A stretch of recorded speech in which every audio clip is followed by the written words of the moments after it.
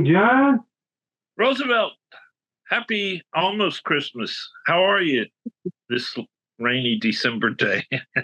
and Well, it's not Shreveport? raining here. It's going to be raining soon. Whatever's raining in Shreveport right now is going to make it here to Georgia, probably in the next 2 days or one day. So, Right, rolling down I-20 headed your way is cold and which isn't that bad.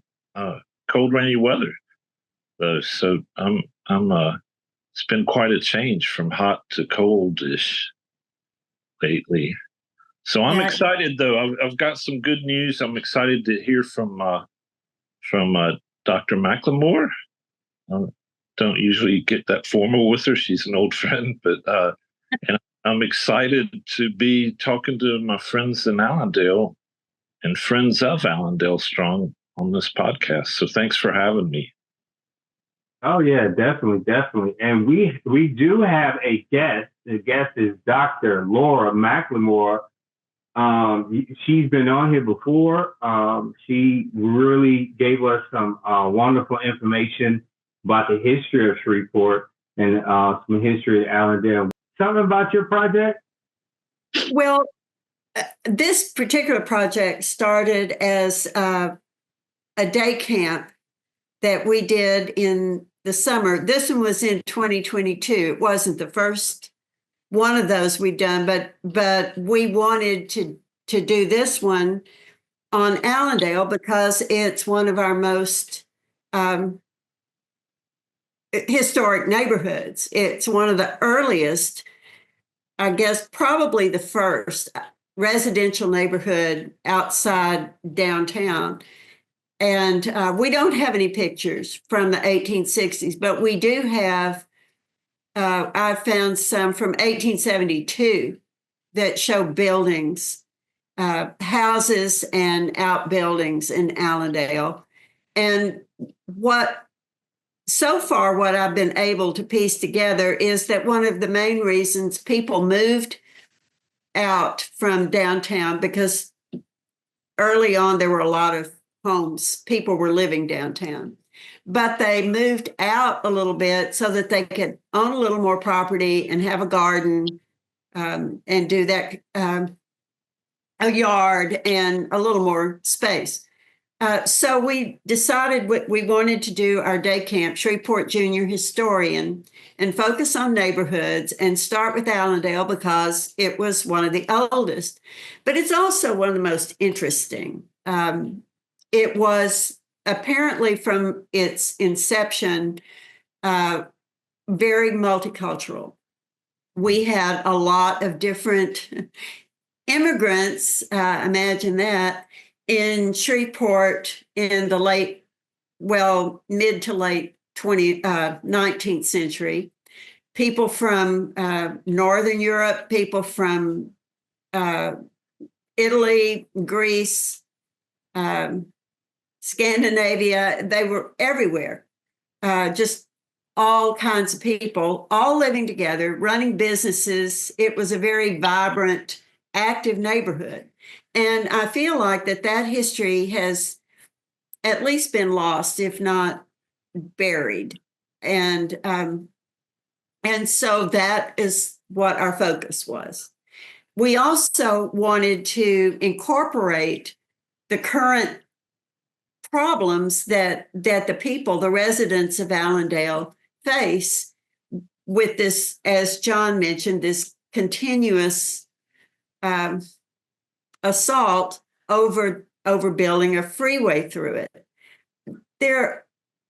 It's actually a little bit complicated because of people's habits, traditions, prejudices, and Allendale actually has been under assault for many decades. But John mentioned the resistance to integration, and that was key, I think. That started with rumors of these lawsuits in the 1950, 1951. When the Brown versus Board of Education decision came down in 1954, people in the South realized that if they could integrate schools, that meant that the whole society would be integrated. And there started a massive resistance to that predictable occurrence. And it was pretty concentrated and pretty energetic for about, well, in South Louisiana, it had pretty much resolved itself by 1960. In North Louisiana, it was much more intense to begin with, and it lasted much longer. So the Citizens Councils, for example, which was kind of a leader in this massive resistance against desegregation, didn't completely go away until 1979. So it was quite a while. There isn't anywhere that I found that it just comes right out and says, this is our plan. We're just going to obliterate Allendale. But clearly, the idea of moving people out to just get rid of them so that they wouldn't have to face any sort of legal assimilation was definitely a motivating factor. And we had a mayor in Clyde Fant who was very anti-desegregation. And his son has actually written a book about it, if you're interested. I can't think of the name of the book right now, but we have it. And I think that most people thought of Clyde Fant as an excellent mayor. Shreveport grew under his administration, and they don't really know very much about some of these other things. But that's something that we wanted to research more and to bring forward. Our goal with the children, and they were middle school age, 12 to 14. Our goal with them was, number one, they were, with one or two exceptions, they were from the Allendale area, and we wanted them to know more about the history of their place. And then one of the second ones was to just bring forward some of this history to the public eye and to help people understand why Allendale has always been and remains an important part of Shreveport and Shreveport history, and a really not just important. It was a great part of it. The churches, the music, grassroots music in Shreveport that was concentrated in that area has been influential throughout the United States and the world. And there are just a lot of things, a lot of the positive things about our city that people simply don't know and don't appreciate because they don't know. And so that was our goal with this project, was to shine a light on some of this history and to introduce our residents of that neighborhood who don't know very much about its history to it, so that they can feel proud of their background and their history of their neighborhood, and in turn defend it, because that's what it's going to take, is the people who live there appreciating what a great place it is and defending it from those who would like to just wipe it off the map. Yeah, I mean, as a person that grew up there, and it's funny, I was talking to some of my family members about this. A lot of the stories that we have as African Americans that stayed in the Allendale area, we have some great memories right? My family has some great memories there, but you also have some painful memories there. Things you don't want to talk about. And sometimes, those stories aren't passed down.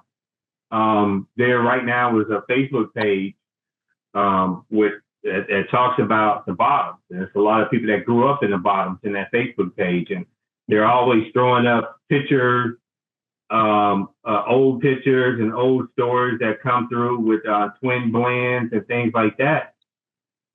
And I know, after we get through talking about this and after I post the video, I'm definitely taking this podcast and the story of your project and putting it in that Facebook page, just so they can start to get an understanding that everybody's story, everybody's story means something.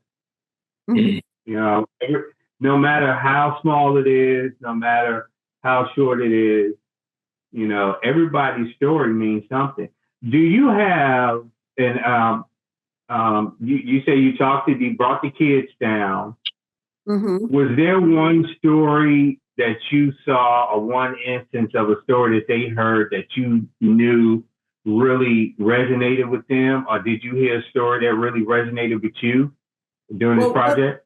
What they're talking about in this interview, this was their end of their presentation for the end of the day camp, was these interviews. And each one talked about a project that they worked on. So each one described what they had learned about that particular thing. One of them looked at the history of two churches, Antioch, I believe, and Galilee. I believe those were the two. Antioch was one. I think Galilee was the other one.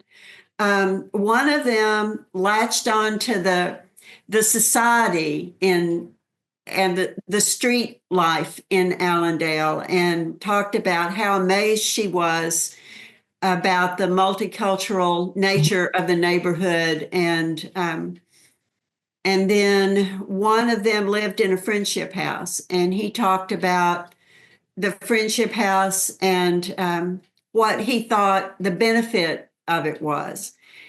And then there were at least two others who talked about one other one also did some research on the friendship house. Each one talked about what their research focused on. And what was amazing about it, particularly for us, well, there were two things. One was the amount that those kids were able to absorb in a half a day in 4 days.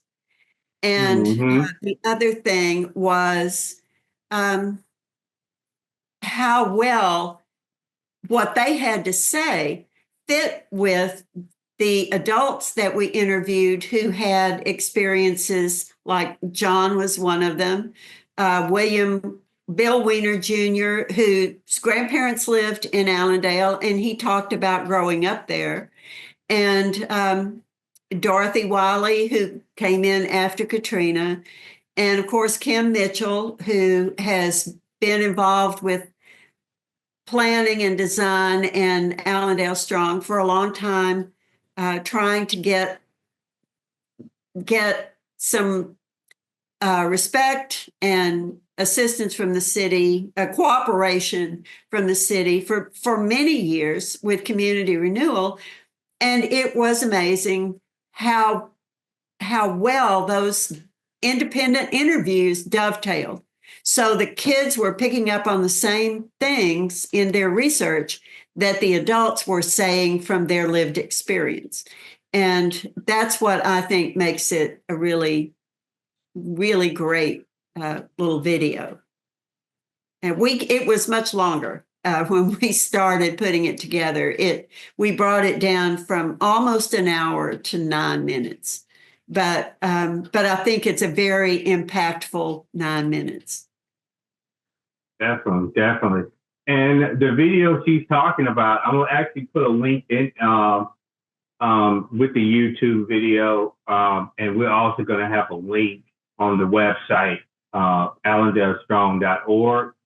And I will also try to share the link, the YouTube video link, in as many spots as I can, just so we can have the video circulating and get more views put on this video. Do you have some collaborators that help you out with this project? Would you like to tell us about that? Aside from the people that we interviewed, I actually had a lot of help from graduate assistants. Frank Severick was my graduate assistant in 2022 when we did this project. He was great with the kids, and he interviewed the kids at the end. So his is the voice of the interviewer in that video. Mm-hmm. And then this year, when we were putting all of the interviews together into one video, it was my graduate assistant this year, Visar Rachi, who has a background in computers and video. He's getting his master's degree, in fact, in computer science. And he really put the video together. The interesting thing about that is that he is from Kosovo. And so he had no background in Shreveport. Really, he went to Centenary College, but in terms of long-term, he had no background in Shreveport history, but grasped a lot of the meaning that was in these different interviews and was able to turn it into a narrative, into a story, which I thought was a very challenging thing to do. And he did it very quickly. And I think he did a really fantastic job. So the word is spreading, even among our students at LSUS who are interested and drawn into it. And that's Laura, I mean, Dr. McLemore, you know my family pretty well, and I slip up sometimes. But, well, we shan't stand on formalities. Yeah, part of when I see we should maybe talk to the Twin Blends guys sometime and explain to everybody who they are, but they've become fascinated with the old pictures. Mm-hmm. When I was a child, and I see them, I love to see them published on social media, because then you can get comments from people who weren't alive in the late 50s, early 60s and have no memories of it, maybe because they were too small. But like when I see downtown Shreveport and how teeming with life it was on those city streets, and especially Texas, which was the main street through town and part of the state highway system, it's remarkable how crowded downtown was. And yet that was before they built I-20 alongside of Shreveport and through Crosstown neighborhood. And I have friends that grew up in Crosstown before the highway came through. Mm-hmm. And the streets were just full of people when I was a child. And I often liken it when I'm telling a story to a friend who wasn't here back then. I'm like, it's kind of like in that movie, A Christmas Story, in the black and white, except there were Christmas lights in all the windows, all the stores were open, shoppers were coming in and out of, and I remember walking with my dad. I could barely keep up with him. He didn't like to stand around. He liked to move when he was downtown, but everybody else was moving, and it was almost too overwhelming for me with my short legs back then. I was a little guy, and it just was a remarkably busy town, and they called themselves a city on the growth. Then they built I-20 through Crosstown, which was an African American neighborhood, and all of those people were moved away, and they no longer came into downtown to shop to buy cigarettes and gum or anything. much less the bigger ticket items. And when they moved away, they were no longer able to walk into downtown and spend their wages that they had earned. They were no longer able to come in and work in the stores. And so that became the end of really nice retail stores that sold clothing to everybody. And Well, we have never recovered from the loss of the businesses that were downtown. When you think about Rubenstein's and Hearn's and Selber's and Gold Rings, right, Morrison's Cafeteria, it was a vibrant. It's the kind of place that I went to Thomas Moran's lecture this morning that I had to leave before it was over, but that's what we were talking about. And I thought what you're describing that we need is the same thing we had before we cut it off. And we have aerial photographs in the archives where the evidence is very stark when you look at those pictures of before and after I-20. It was full of businesses and houses and activity on that south end of town. And then in the 1950s and the 1960, 61, 62, the I-20 went through, and the pictures now, there's nothing on either side of it. And do I remember correctly? You told me, I haven't read it, but that both of our papers, we had two papers back then, the Times and the Shreveport Journal, celebrated it as ghetto eradication. Yes. By building I-20. But it eradicated our downtown nightlife and our downtown, stands, I remember. So basically, you had African American Day, where African Americans were allowed to shop inside the stores on Saturdays.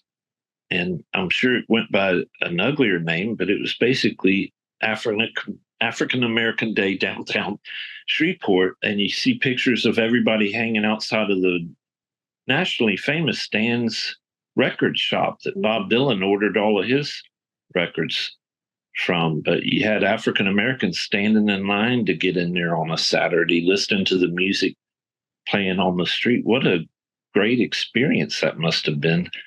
But I was telling two African American ladies at a display in that planning seminars they're doing again of where Crosstown used to be, and what happened to all those people? And I happened to be standing next to them. I was like, well, they were all moved to other small towns or whatever to get them as far away from downtown as possible. And then downtown crashed and burned because you lost that Saturdays. And we all know when a business loses its Saturdays business, it goes out of business because it's not enough money and pay the bill. So my good buddy Mayor Arsenault sees me there, and he comes walking over to me. He's like, John, what are you telling these people? I was like, well, they asked where all the people went that used to live here outside of downtown. And I was like, when they left, all of the businesses downtown closed. That's why we have 50% occupancy downtown. And he looked at me like he wanted to slap me because that was negative information. But it's true that once you move all the customers away from the business that depend on walking into town to conduct business, you lose Saturdays. And when you lose Saturdays, you got to move. And that's when Bill Wiener started building new shopping malls out south of Shreveport downtown. And when white people started shopping at the shopping malls out south of downtown, then the downtown stores lost all their businesses.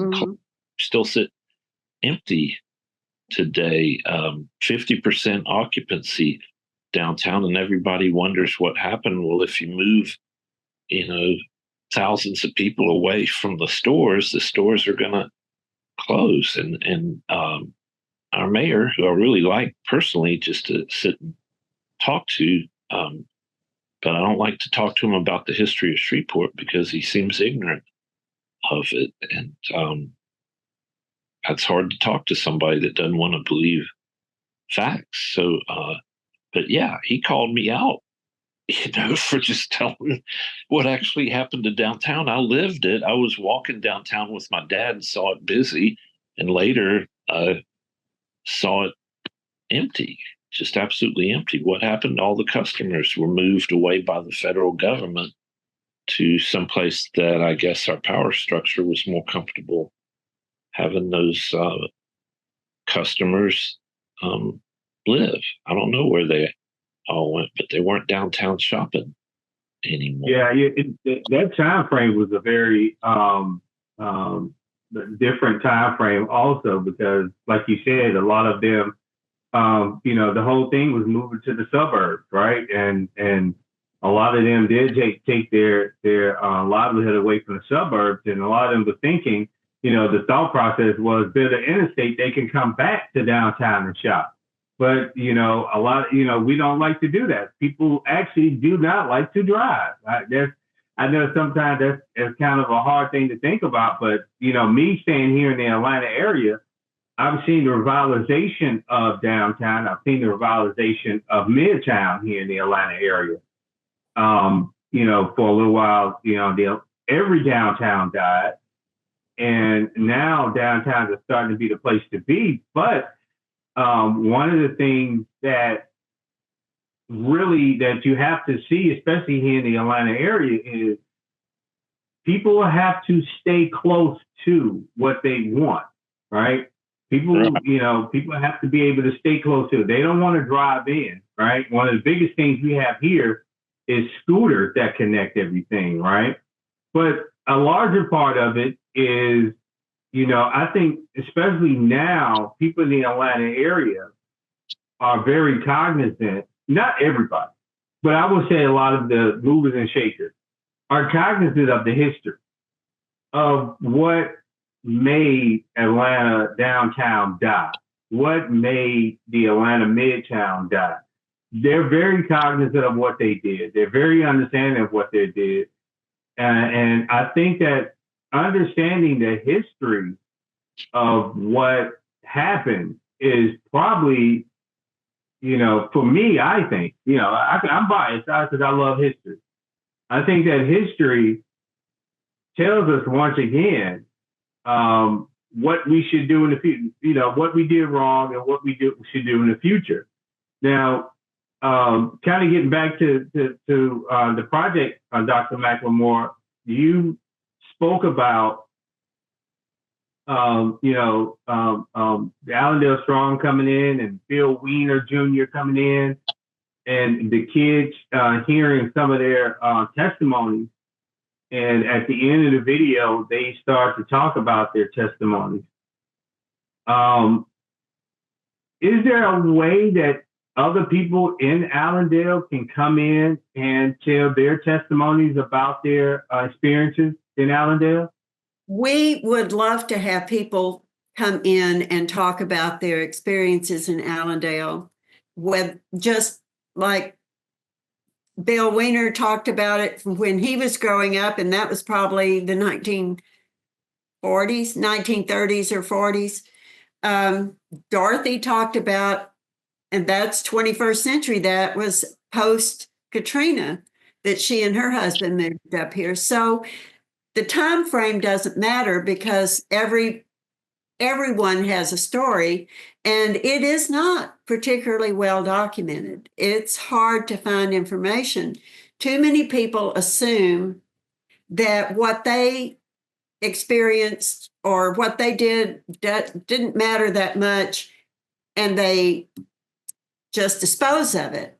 But that is not the case at all. And we can't tell the story if we don't have any of that lived history, that information. So any story is important.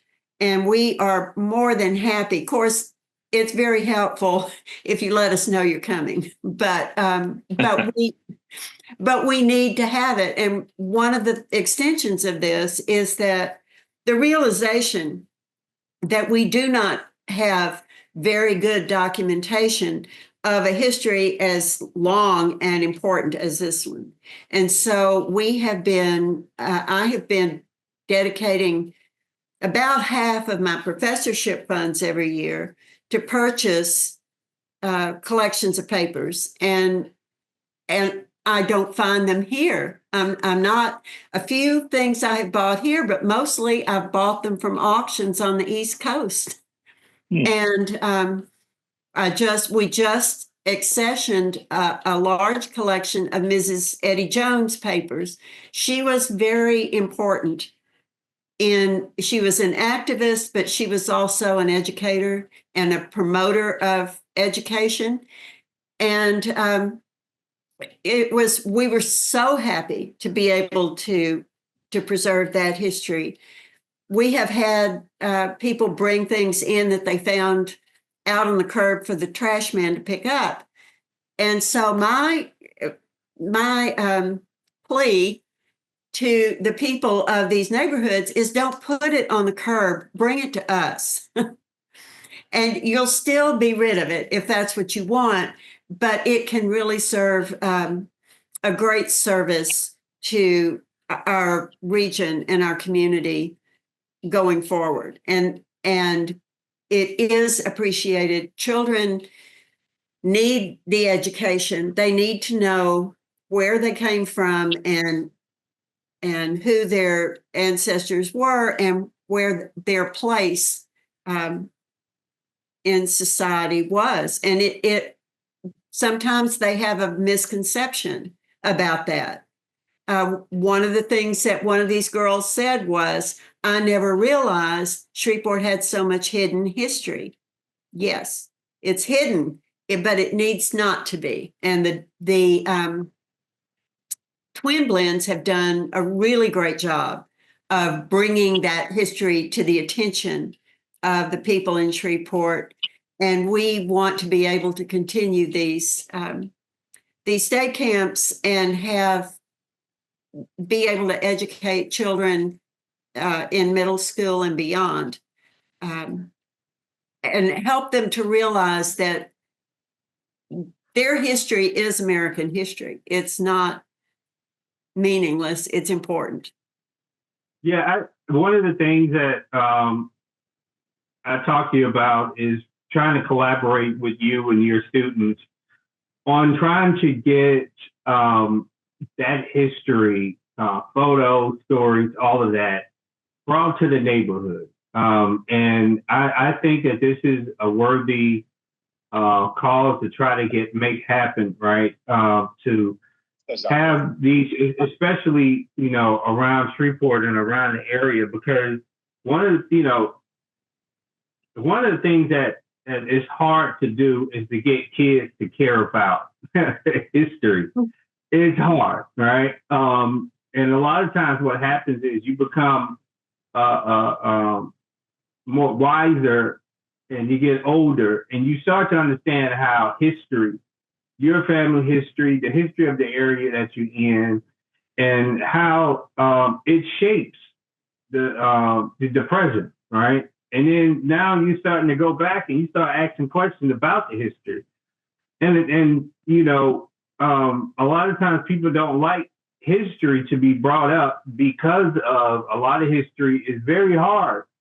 A lot of my ancestors did not talk about our history because our history was very potholed with horror stories about rape or about slavery or about being taken advantage of, property, money, things of that nature, right? And a lot of times they don't want to talk about that. But the way I look at it is the mistakes that were done, the things that were done were very intentional by some people to take advantage of certain demographics. And we have to be very intentional in telling their story also. And that's why I'm very happy that you are telling this story about Allendale, about the immigrants, about the Italian stores that are just sitting empty right now on all the corners around Allendale. I can visualize 4 of them in my head right now that are still sitting there, of the old Italian stores that used to be there in Allendale. I'm glad that you're telling the story, like John brought up Crosstown, right? The history of Crosstown. And, we have to tell the story about community renewal. We have to tell the story about how Allendale was an immigrant area that was diverse, because before, a lot of people don't like to talk about this part, white was Anglo-Saxon Protestants. Well, the immigrants that stayed in Allendale were from Eastern Europe. They were usually Catholic. They were not Protestants, right? They were seen as other, and that's why they were like, okay, well, you can stay with the blacks, right?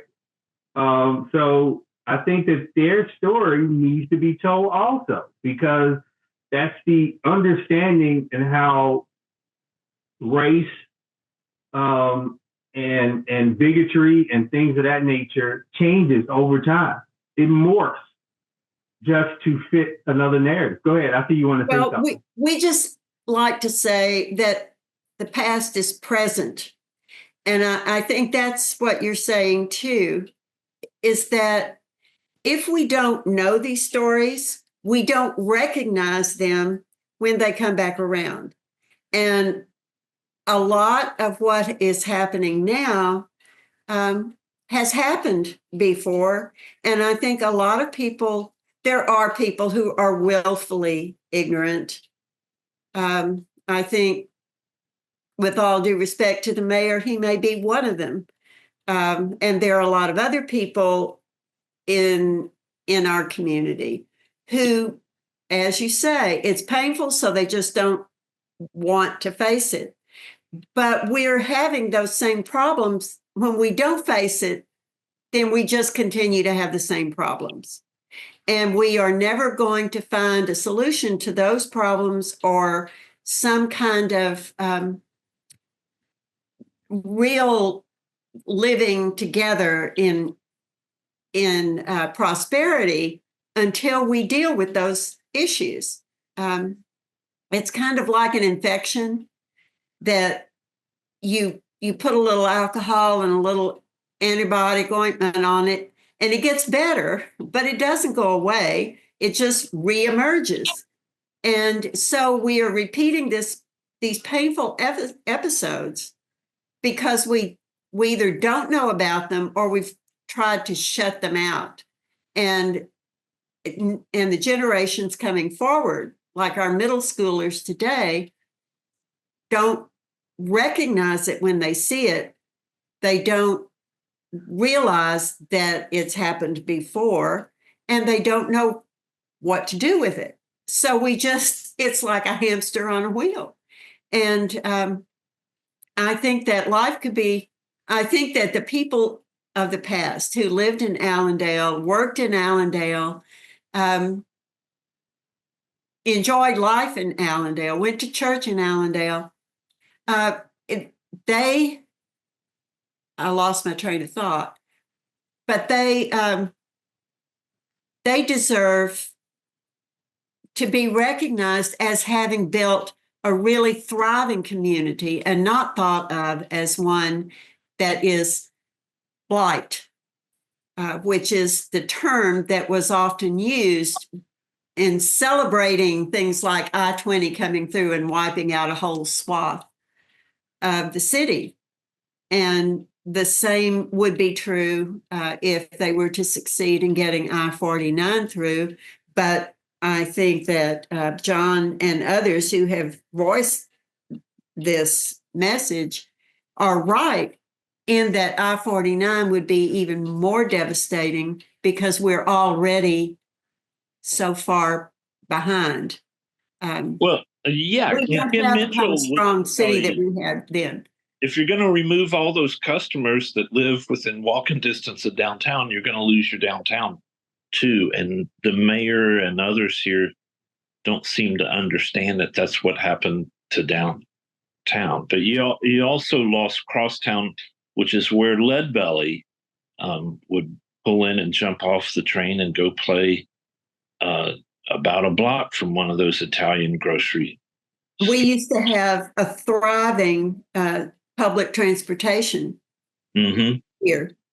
There was a crosstown. We were the first city in Louisiana to have electric trolleys. And we had a crosstown trolley. You could live by Centenary College and ride the trolley downtown. Yeah, my dad walked to Lion Avenue from our house on McCormick. 2 blocks, got on the trolley, rode downtown, worked all day. So we only needed one car back then. Right. So when you hollow out the downtown, you've hollowed out the destination, and then so the impact just spreads out like a pebble in a pond, and so it really hit the transportation. Public transportation in Shreveport hard when downtown began to wither and Crosstown was wiped out. And so there's no need for there is still a need for public transportation, but not the kind that supported public transportation the way it did when downtown was thriving.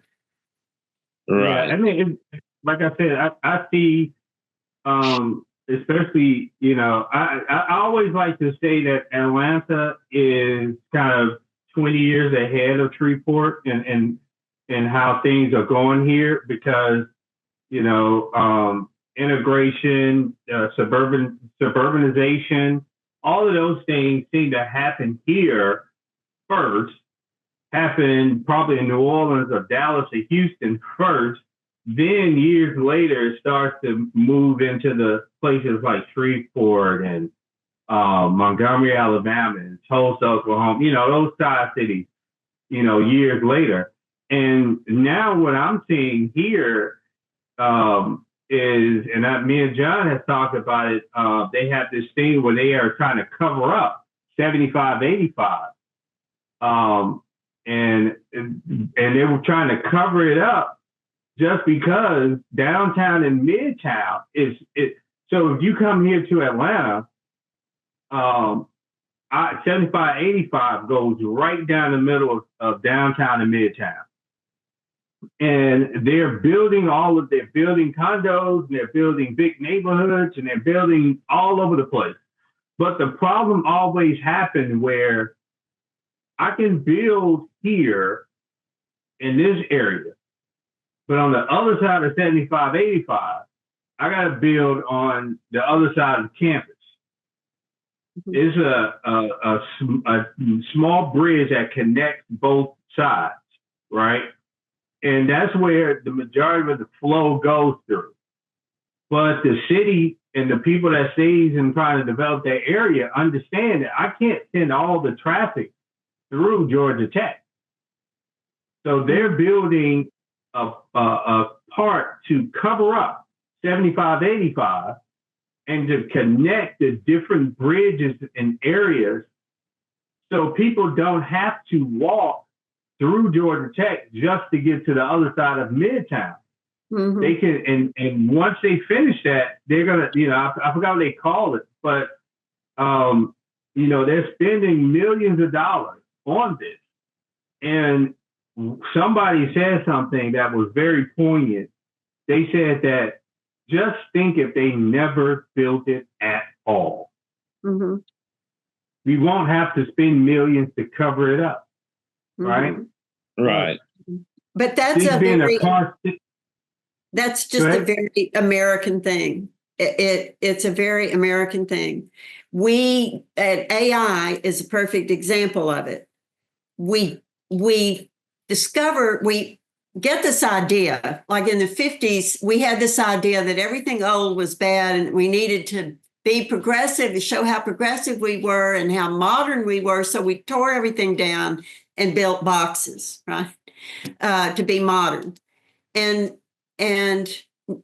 Americans are very prone to jumping into the next new thing and say, well, we can do it, so let's do it. And we'll worry about the implications later, but let's just go ahead and whatever it doesn't work, we'll fix it.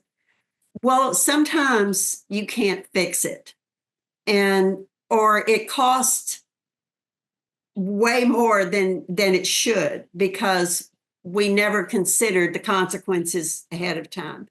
And it would be one thing if we lacked foresight at once or twice and thought, okay, we've learned from this, and so we're going to plan ahead. But we don't do that. Americans don't do that historically. We jump into the next thing, and then we go back and think, well, this didn't work, so let's fix it. And it's one of the reasons why they can't fix Ford Street, for example. We never have enough money to fix all the things that we should have taken care of along the way. But we shouldn't feel like it's a unique problem to us or to Atlanta, because it's just an American cultural phenomenon that has been going on since the 17th century. Yeah. Well, you already know I can talk to you for hours on the history and things like that, because I love hearing your insight. But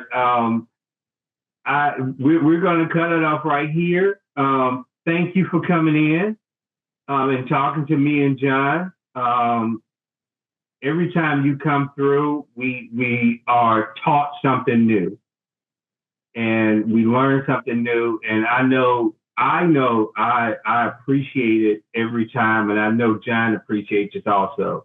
So thank you for joining us today. I think more deeply about subjects. I'm already like, why don't we have the Lead Belly Festival here? I was at a hotel in Lafayette, and what are you Brits and Germans doing sloshing around on this rainy day in Lafayette? And they said, oh, well, we're actually here for the Black Pot Festival over in Breaux Bridge.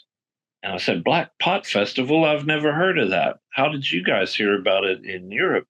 And they said, well, Breaux Bridge advertises in our magazines on Cajun history and whatever in Europe. And so that same summer, or late summer, early fall, there was a Lead Belly Festival at the One Center in London and one at in New York City. Lead Belly, they advertised it, and everybody went up there for the Lead Belly experience. But we don't ever advertise a Lead Belly experience to Europe, who are huge fans of that and the country music that came through the hayride. We could have a really hell of a great Lead Belly Festival here if we wanted to, but nobody thinks that creatively. Like, why don't we advertise where the audience is, find out where they are, and tell them to come see his grave and come see the neighborhoods that he lived in, when he was here in town. It's a shame the opportunities missed by some hard-headed leaders that just aren't our best choices, evidently, for leadership and entertainment, that sort of thing. Roosevelt, I have a question for you. You were talking about all of the diversity in Atlanta and all the things that have come out of that. Would you say that diversifying the city has been a positive factor for growth and expansion in Atlanta? Oh, definitely. Because, and I don't want to get too deep into it, but when you can bring in new people don't move to a place that's dying. right? People do not move to a place that die. They only move to a place that they see opportunity. And one of the things that we have here in the Atlanta area is opportunity, right? That's the reason I moved here is because of the military. The reason I haven't left is because of my wife. So really, opportunity didn't bring me here. It was love that kept me here. Yeah. But a lot of people in the area, the diversity of people, the diversity of background has really built this place to what it is today. So yeah, to answer your question, yeah, diversity has built this and made Atlanta into the shining beacon of the South right now. And I do believe and I hope that Shreveport can start to make the decisions to make it, use the opportunities that we have. Shreveport seems to always have an opportunity that is never fully taken advantage of. Mm-hmm. You can sit there every 20 years probably, right? From Louisiana Hayride to the oil, right? To the film, right? The early 2000s film, and now they're getting another chance. Let's see if they are truly able to take advantage of this opportunity and start to grow. Because, like I said, people do not move to a dying area. Did I answer your question, Doctor? Yes. I was pretty sure I knew the answer, but you're there and I'm here. And I want everybody to understand, if there's nothing else I can get out of my project, it's to help people to understand and not be afraid of diversity and change, because that is how we thrive and grow. Mm-hmm. Oh yeah. So once again, thank you for coming out and hanging out with us today. We're truly blessed to have you with us and to be in your presence. And I want to thank everybody that listened to the podcast today, and I want to thank everybody that's watching us on YouTube. Please check us out. Go to allendalestrong.org. Also, go to LSUS Archive and check out Dr. McLemore and other things at the archive department, because if you're trying to get history, you're trying to learn history, trying to learn the history of your family, those are some of the first places and best places to check out. So don't when you're coming in for any of these holidays, go down to the archive and try to find something that can take you back and tell you the story of Shreveport or all your family. So once again, thank you, Dr. McLemore. Thank you, John, once again. Hey, great to be with you guys one more time.